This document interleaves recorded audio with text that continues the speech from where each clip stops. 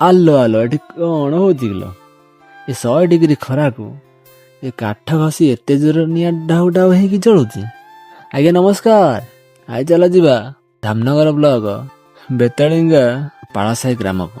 ହଁ ଆଜ୍ଞା, ପ୍ରତ୍ୟେକ ବର୍ଷ ଭଳି ଏ ବର୍ଷ ବି ମାଙ୍କର ପୂଜା ଆରମ୍ଭ ହୋଇଛି। 100 ବର୍ଷ ପୂର୍ବରୁ ବି ଏଠି ମା ସାତ ଭଉଣୀ ଘରେ ଘରେ ଯାଇକି ପହଞ୍ଚିଛନ୍ତି ଆଉ ସମସ୍ତଙ୍କ ଦୁଃଖ ବୁଝିଛନ୍ତି।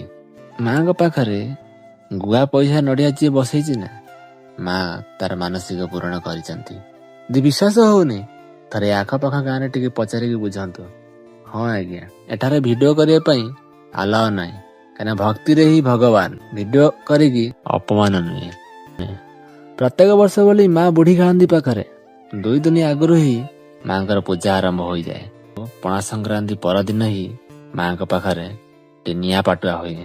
ପ୍ରଥମେ ଦେଖନ୍ତୁ କେମିତି ମାଙ୍କ ପାଖରେ ନିଆଁ ପାଟୁଆ କାମ କାର୍ଯ୍ୟ ସରିଯାଇଛି, କାହିଁକି ନା ଏଠାରେ ଭିଡ଼ିଓର ପରମିଶନ ନାହିଁ। ସେଥିପାଇଁ ମୁଁ ନିଆଁ ପାଟୁଆ ପରେ ହିଁ ଆପଣମାନଙ୍କୁ ଦେଖାଉଛି। ଇଆଡ଼େ ଦେଖନ୍ତୁ। ଏବଂ ଏ ବର୍ଷ ବି ବହୁତ ଧୁମଧାମରେ ମା ବୁଢ଼ୀ ଗାନ୍ଧୀ ପାଖରେ ଯଜ୍ଞ ସହିତ ମାଙ୍କ ପାଖରେ ନିଆଁ ପାଟୁଆ ବି ହୁଏ। ହଜାର ହଜାର ଭକ୍ତମାନେ ଏ ଗାଁକୁ ମାଡ଼ି ଆସନ୍ତି, ହେଲେ ଭିଡ଼ିଓ କରିବା ପାଇଁ ନାହିଁ, ମାଙ୍କୁ ଦର୍ଶନ କରିବା ପାଇଁ।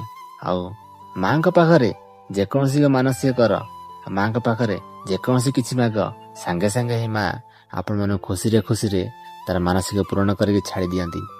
ଆଜି ପାଇଁ ଏତିକି। ଯଦି ଭିଡ଼ିଓଟି ଭଲ ଲାଗିଥିବ ଟିକେ ଲାଇକ୍ କରିଦେବେ ଆଉ କମେଣ୍ଟରେ ଟିକେ କହିବେ ମାଙ୍କ ବିଷୟରେ କିଏ କ'ଣ ଜାଣିଛ କି।